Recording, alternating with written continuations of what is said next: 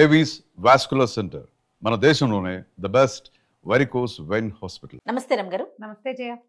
రమ్ గారు, బరువు పెరగటం ఇది ఒక పెద్ద టాస్క్ అయిపోయింది. పెరగటం చాలా ఈజీ, అది టాస్క్ కాదు, తగ్గటం టాస్క్ కదా. నేను కూడా అదే అందులోనే ఉన్నాను జయ. నేను కూడా ఉన్నాను రమ్ గారు. కొట్టు బిట్టాడుతున్నాం కదా.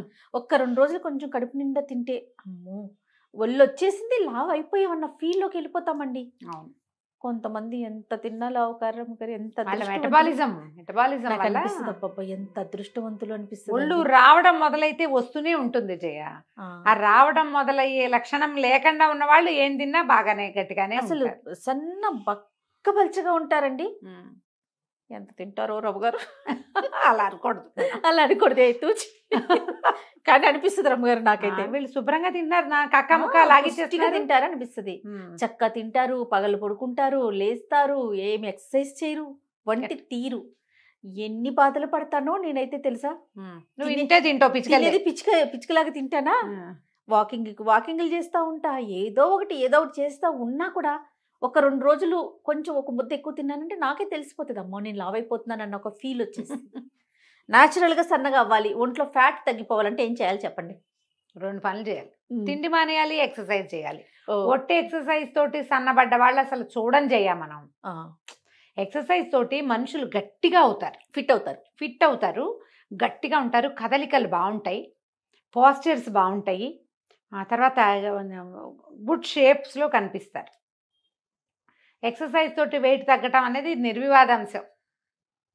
ఫుడ్ కంట్రోల్ తోటే మనం తగ్గగలుగుతాము. ఫుడ్ కంట్రోల్ మనం ఎప్పుడు చెప్పుకునేది. 5-6 ఏళ్ల క్రితం ఒకటి చెప్పాను నేను, 3 ఏళ్ల క్రితం అదే చెప్పా, మళ్ళీ ఇప్పుడు కూడా అదే చెప్తున్నా. మీరు 2 అంటారా? ఫుడ్ కంట్రోల్ ప్లస్ ఎక్సర్సైజ్ ఖచ్చితంగా. లేదా ఓన్లీ ఫుడ్ కంట్రోల్ లేదా ఓన్లీ ఎక్సర్సైజ్? ఇప్పుడు ఓన్లీ ఫుడ్ కంట్రోలే చేస్తాం జయ. మనము ఈ డండ్ల పిల్లోలోంచి లేదా ఎయిర్ పిల్లోలోంచి గాలి తీస్తే మనుషులు అది ఎలా అవుతుంది? ఎయిర్ పిల్లో తసలు లూజుగా, అవునా? నువ్వు డైట్ చేసి సన్నబడిన వాళ్ళు గుడ్ షేప్లో ఉన్నారని గబుక్కును గుర్తొచ్చిన వాళ్ళని ఒక్కళ్ళనైనా చెప్పు. నువ్వు ఎవ్వరు లేరండి. షేప్లెస్గా అయిపోయిన వాళ్ళు 100 మంది గుర్తొస్తారు, సెలబ్రిటీస్తో సహా. గుర్తు చేసుకో, నా మాట అబద్ధమైతే. సెలబ్రిటీలు దాకా కాదు, నాకు మా ఆయనే గుర్తొస్తున్నా. ఈ వీడియో చూస్తే నన్ను చంపేస్తారేమో గాడి. తగ్గిపోతే మీకు తెలుసు కదా రమ్మ గారు, ఎంత డ్రాస్టిక్ గా తగ్గిపోతాడంటే అన్ని మానేసి మళ్ళీ అసలు ఎంత షేప్.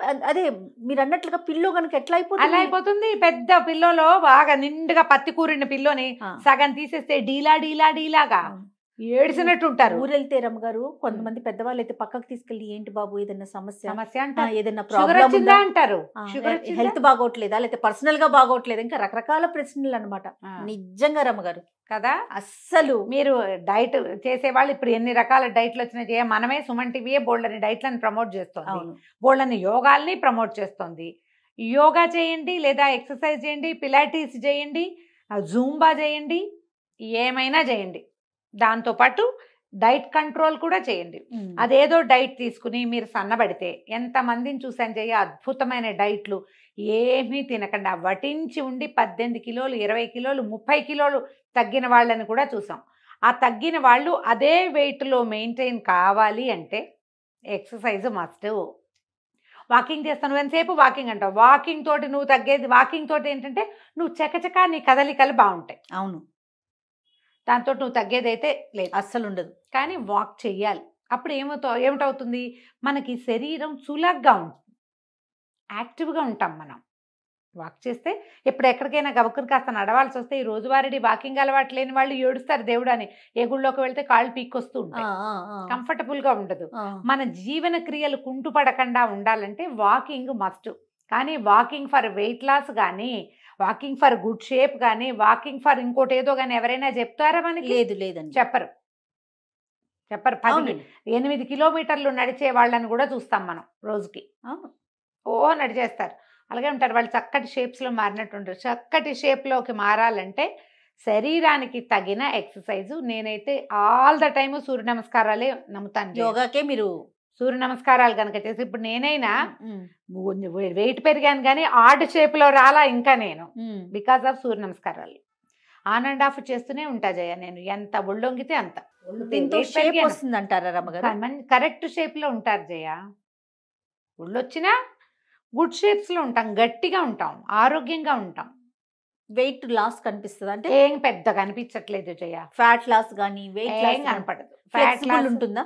ఫ్లెక్సిబుల్గా ఉంటుంది, ఇది బాడీ ఫ్లెక్సిబుల్గా ఉంటుంది. మొన్న కాదు కొంతకాలం క్రితం ఫ్రిడ్జ్ మీద ఏదో ఉంటే మా పెద్ద ఫ్రిడ్జ్, పెద్ద ఫ్రిడ్జ్, జంబో కదా అది. ఆ జంబోగా నువ్వు చూసావుగా, ఆ పక్కన ఒక కుర్చీ వేసుకుని పైకి ఎక్కి ఆ ఫోటోకి ఏదో తుడవబోయేది. అక్కడ ఒక పెద్ద పిక్చర్ ఉంది.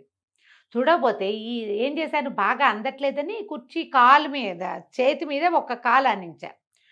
ఎలా పడ్డానంటే మామూలుగా పడలేదు.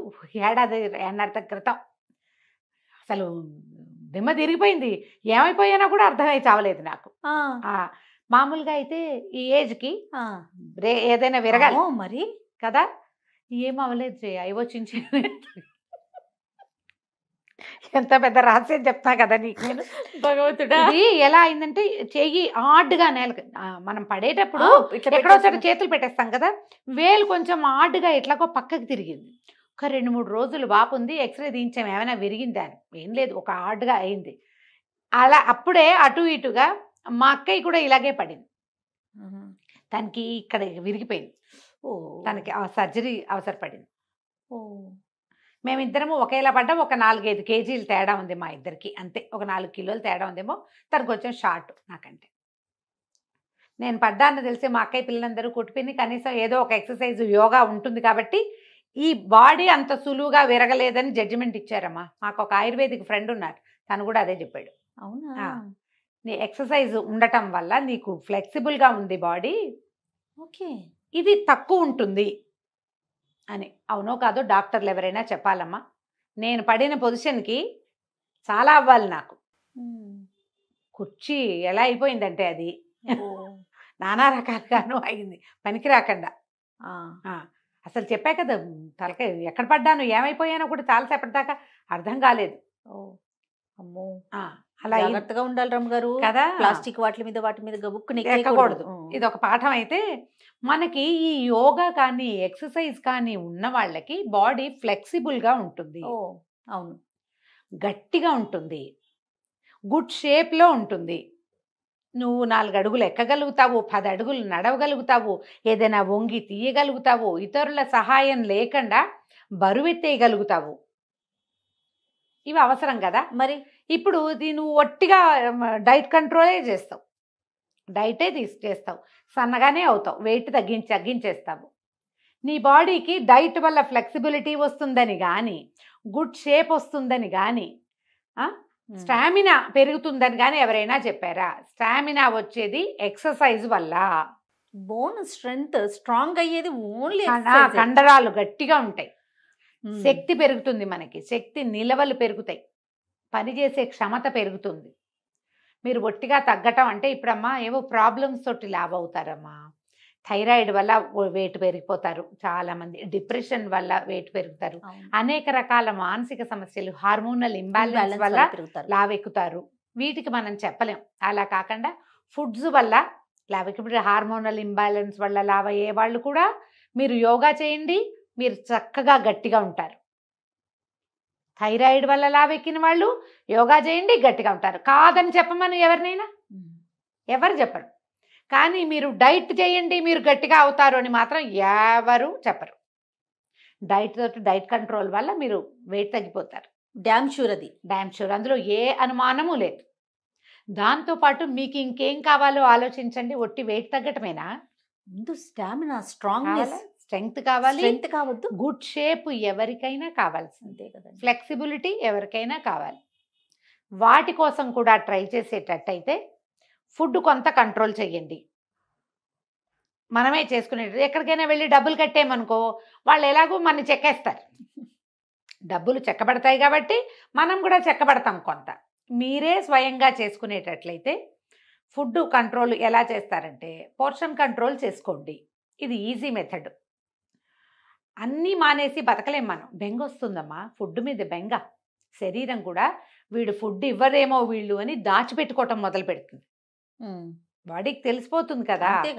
అదేం చేస్తుంది, మనం కొంచెమే తిన్నా అందులోంచి ఫ్యాట్ అంతా దాచిపెట్టేస్తూ ఉంటుంది, అందులోంచి నిలవలు పెంచేసుకుంటుంది. అలా కాదు, తింటూనే ఉండండి. 6 డజన్ ఇడ్లీలు తినే చోట 4 తినండి, మళ్ళీ తింటాను. కాసేపు ఆగి ఒక జామకాయ ముక్కో ఒక యాపిల్ ముక్కో తింటే ఫుడ్ అందుతోంది కాబట్టి మీకు పోర్షన్ కంట్రోల్ అవుతూ ఉంటుంది కదా. ఇలా ప్లాన్ చేసుకోండి, మీరు వెయిట్ తగ్గుతారు. ప్రతి పూట కూడా కాస్త తగ్గించమంటారు. ప్రతి ఒక పూట గుప్పెడు. కూడా కాస్త తగ్గించండి, ఓ గుప్పెడు తగ్గించండి. దాని బదులు కాసిన ఎన్ని స్ప్రౌట్స్ అప్పుడే తినద్దు, పోర్షన్ కంట్రోలే. అప్పుడే తినకుండా ఒక అరగంట గంట పోయాక ఓ చిన్నది ఏదైనా తినండి. ఓ పండో ఓ ఫలమో కాసిన స్ప్రౌట్స్ కాసిన డ్రై ఫ్రూట్స్, అవును. ఆ తర్వాత నట్స్ ఏవైనా తినచ్చు కదా మనం. అవును. పచ్చికూరలు తినచ్చు, సాలెడ్స్ లాంటివి తినచ్చు. అవి అట్లా ప్లాన్ చేసుకోండి, మీరు వెయిట్ తగ్గడానికి అవకాశం కనపడుతుంది. దీంతో పాటు చిన్న వాకింగ్, ఒక half an hour walk must. Walking భోజనము ఒకటే, ఎక్సర్సైజ్ వేరే. వాకింగ్ని ఎక్సర్సైజ్గా మాత్రం భావిస్తే మీరు వెయిట్ తగ్గరు ఎవరైనా సరే. అవును. నేను కూడా అంతే, కాసేపు చేస్తావు, పావు గంట 10 నిమిషాలు నడిచి అబ్బా చాలా నడిచాను అనుకుంటాను నేను.